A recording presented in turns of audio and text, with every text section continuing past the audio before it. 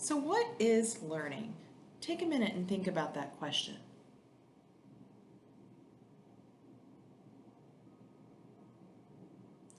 You notice that I didn't ask you what is teaching. Instead, I asked you what is learning. We talked about in our last class this reciprocal relationship between learning and teaching, and I think to understand learning helps us to be better teachers. Eiler writes in his introduction, "We cannot understand how modern students learn if we do not first place them into a much larger narrative.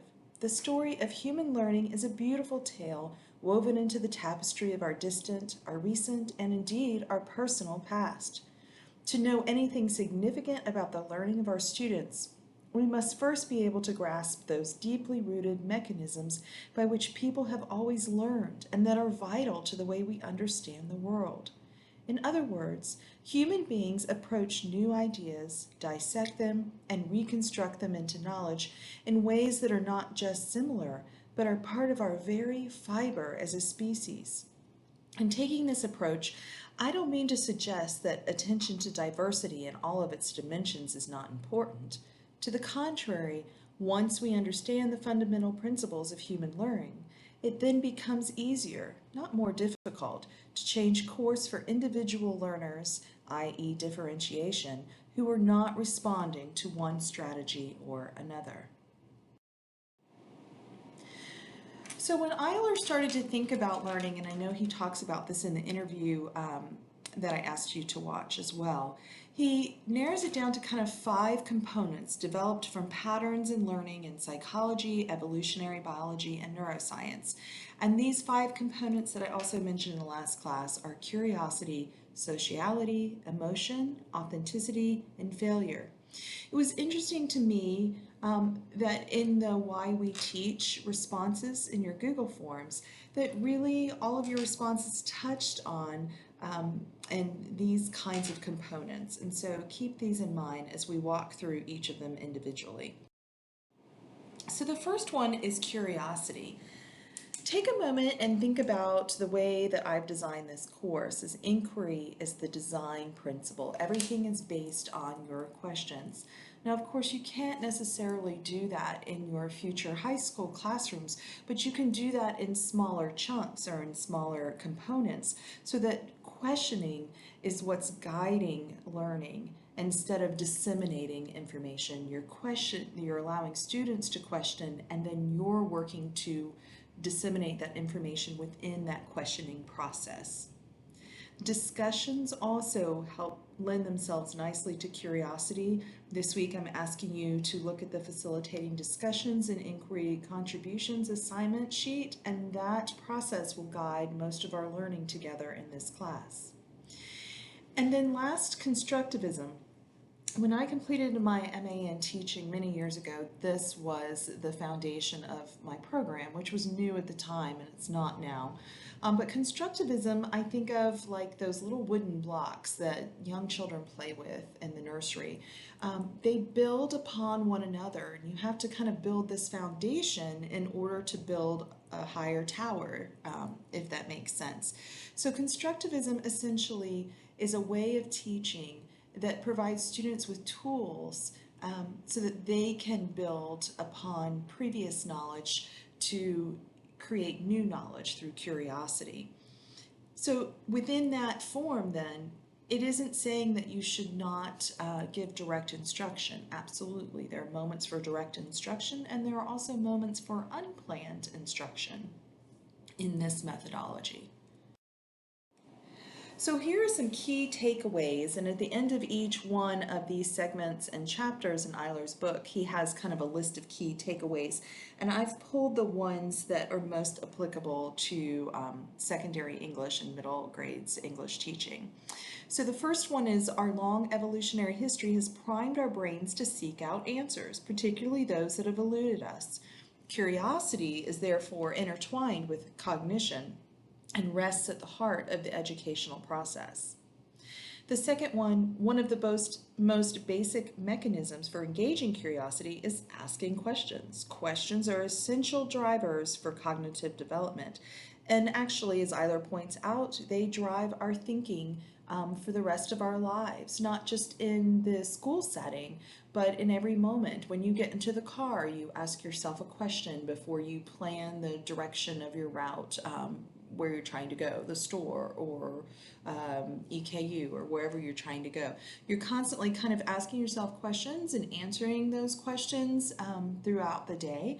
And this is part of our makeup. This is part of how we are as learners. The next point is we can utilize the pedagogical power of questions through effective class design, inquiry-based assignments, discussions, and activities, helping students to create their own questions. And the next one is, in order to build knowledge, students have to play a major role in constructing it for themselves. This comes from the constructivist theory that we give students the tools to build knowledge. And then the last one is, don't be scary. Anxiety of any kind reduces levels of student curiosity. And that's kind of hard in class sometimes. I know I get really excited about the content. Sometimes I start talking fast. Sometimes assignments are really clear to me when I'm creating them, and then students don't necessarily understand. There's this disconnect. So it's really important to gauge, and this is hard in the age of masks right now with the pandemic, but to gauge your students' facial expressions, to gauge kind of their engagement, to see if students are able to understand what you're asking them to think about, and to make sure that you reduce anxiety when you can in your classroom.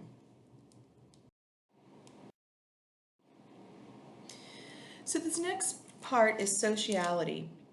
And I put a quote up here at the top from Eiler. The social world is always a part of the classroom. Classrooms themselves are social spaces and essentially microcosms of the world outside their walls. I think that's really interesting, that microcosm, macrocosm, it comes from economics, right? But this term, because if we think about that the classroom is a microcosm of the world outside of those walls, think about this in terms of literature as well, right?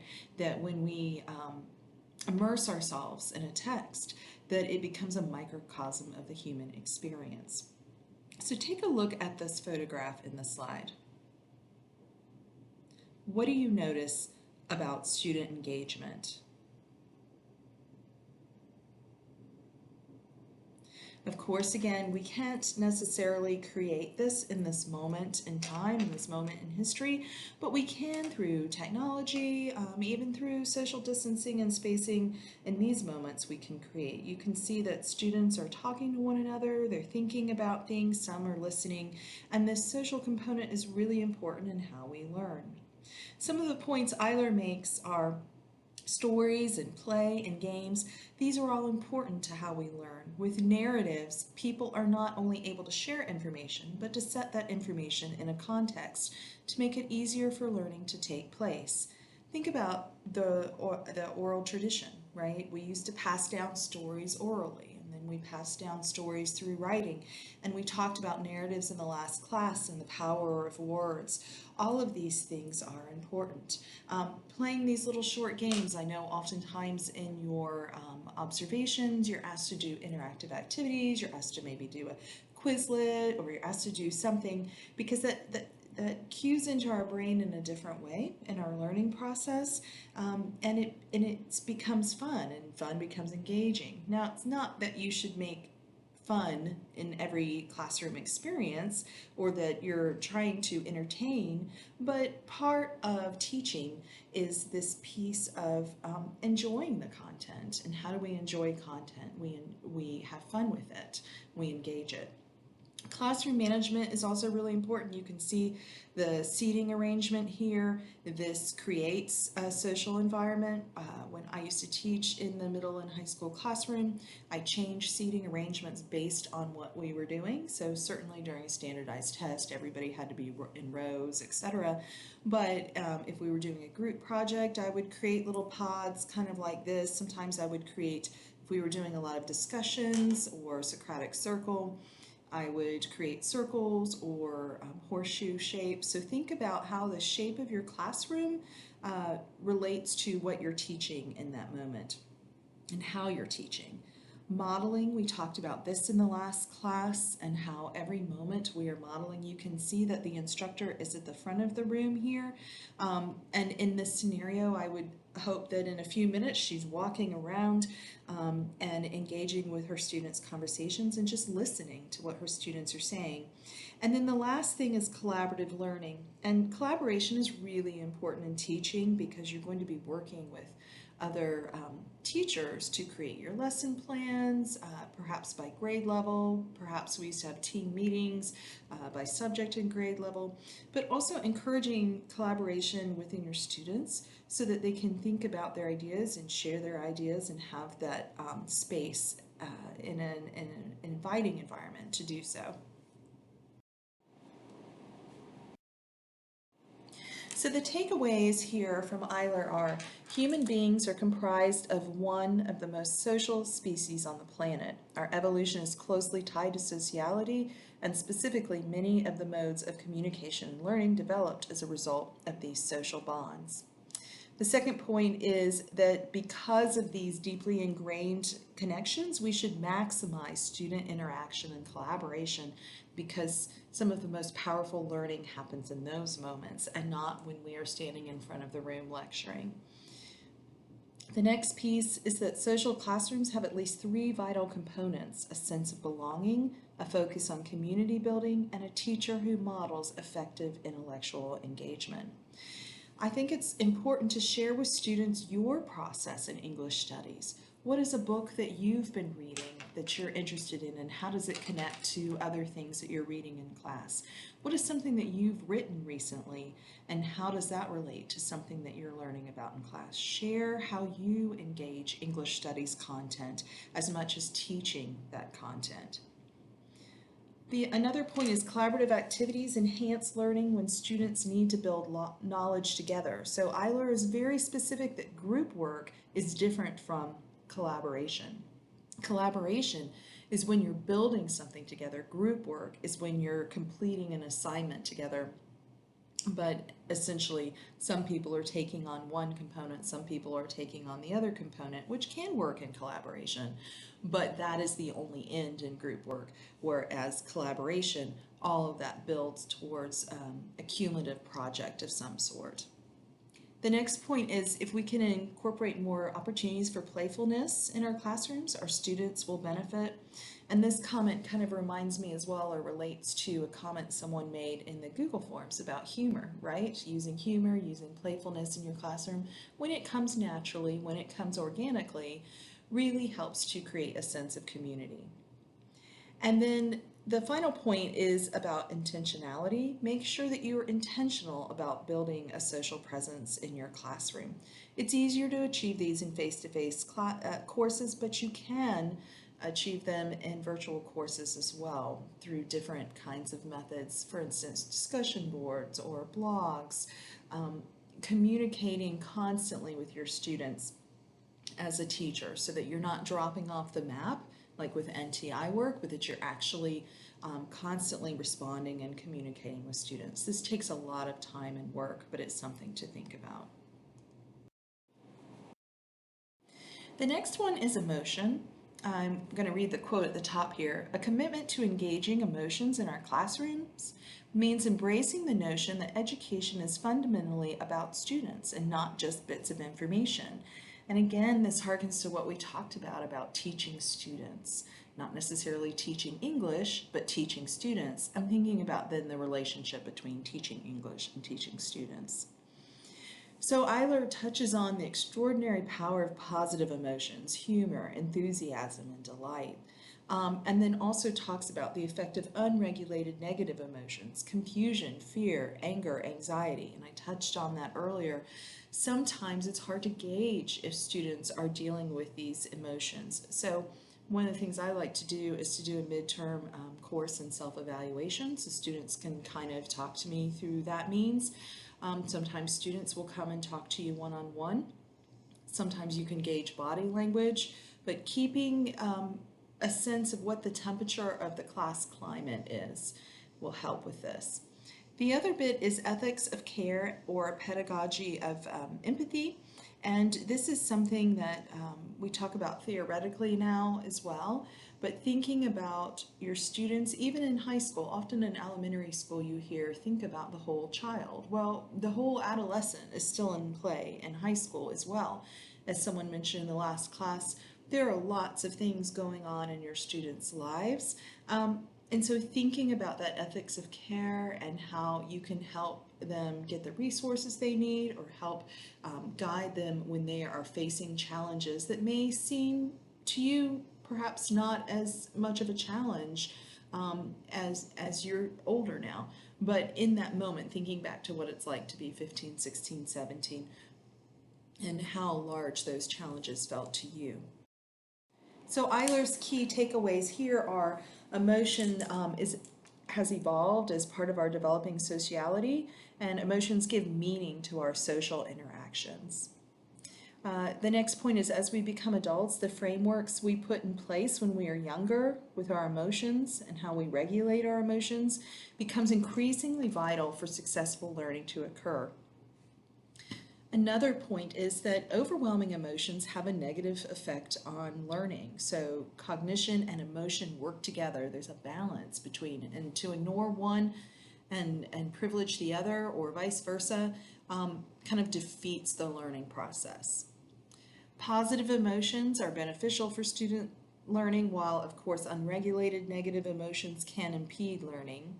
And then the point kind of in between there is perhaps one of the most significant things we can do as teachers is to care for our students as learners.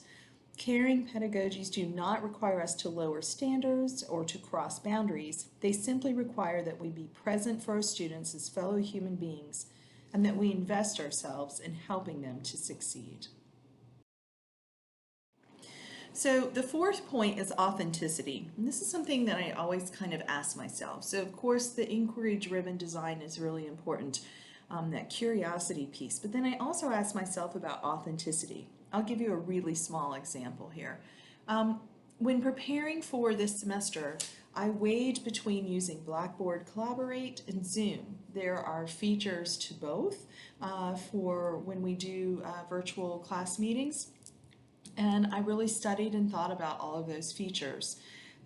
But ultimately, one of the questions it came down to for me was, what will be accessible to my students after this class? What will they use? So you wouldn't use Blackboard outside of an academic setting, usually a college academic setting. But you might use Zoom or Google Hangouts.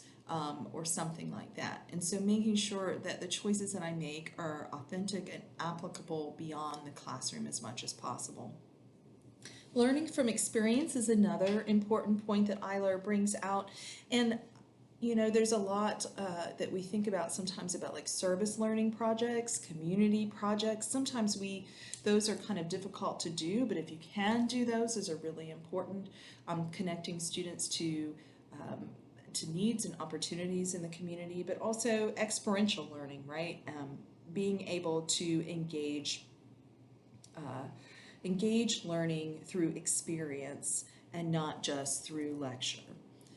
Eiler talks about the inauthenticity of the lecture. I have mixed feelings about this. Again, this was written primarily for college instructors, this book.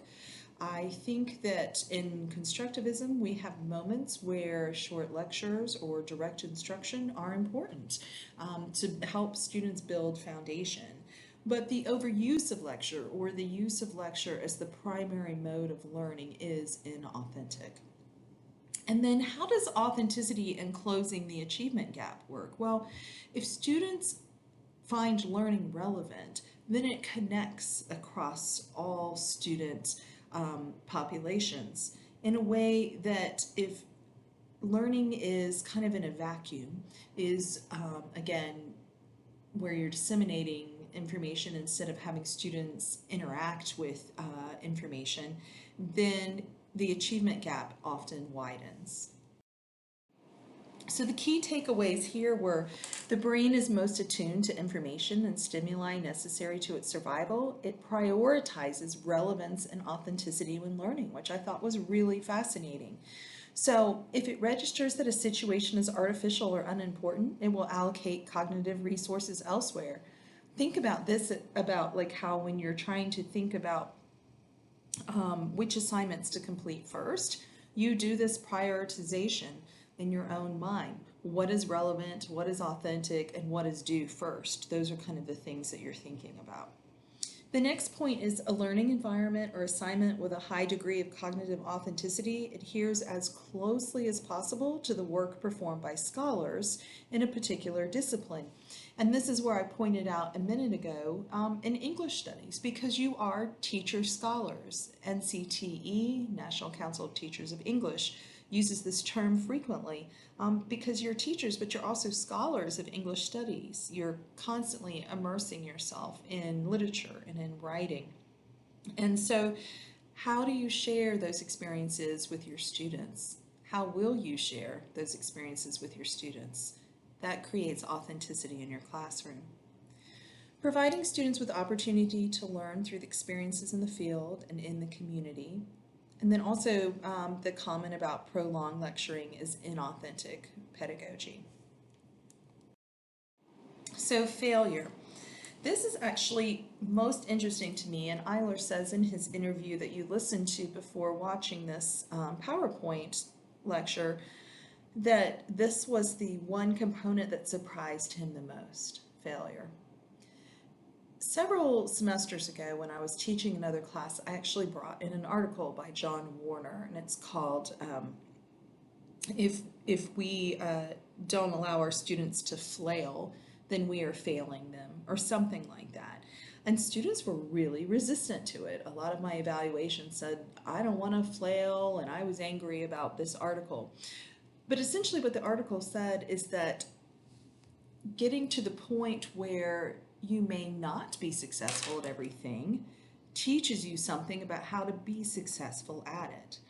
Now, the problem is, of course, that the system that we're in privileges grades, right? And so failure is not privileged. In fact, any kind of failure penalizes you in terms of grades in the academic system. So how can we can't get rid of grades. Maybe that'll happen someday, but for now we can't really.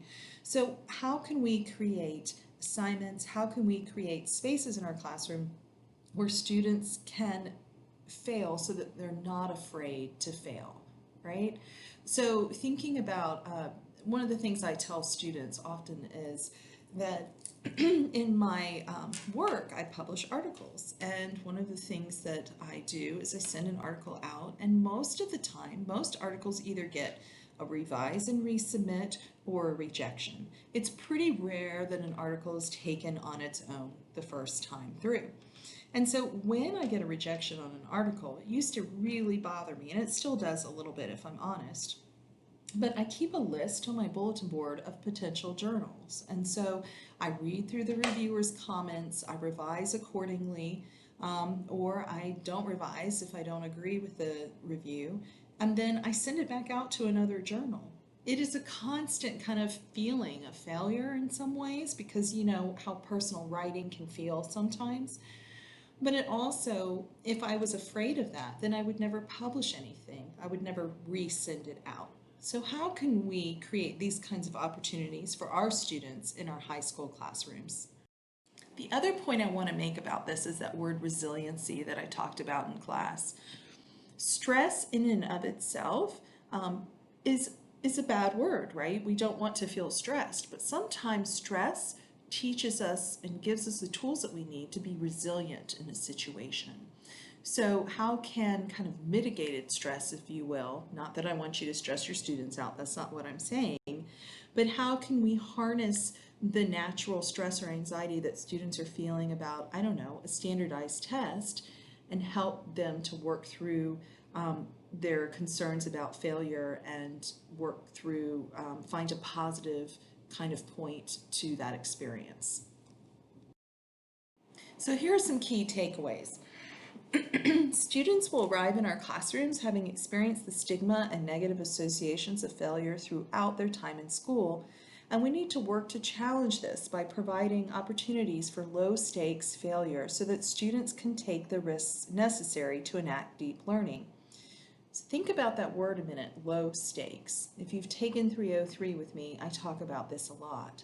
Assignments that are low stakes or that are scaffolded and build up to higher stakes assignments give students an opportunity to, we don't have to use the word fail here, but to revisit or to revise, gives them an opportunity, that kind of wiggle room to experiment so that they can get to a higher stakes assignment. The next point is our brains are adept at learning from failure and in many ways evolved for this purpose. Also, students can encounter failure for psychological, emotional, and cognitive reasons. Often a variety of these factors are in play when they're struggling to build understanding in your classroom. So this goes back to the whole student comment. Students whose basic needs are not met cannot learn as effectively as he or she might if these needs were fulfilled.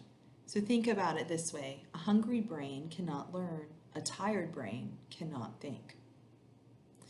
In order to successfully learn from failure, students need to know how to cope with it psychologically. Working with them to cultivate growth mindsets, grit, agency, and other resiliency strategies will aid them in this process. Help students to confront the limits of their knowledge and then provide tools, this is that constructivist piece again, for learning from these moments of difficulty so that they can develop better understanding.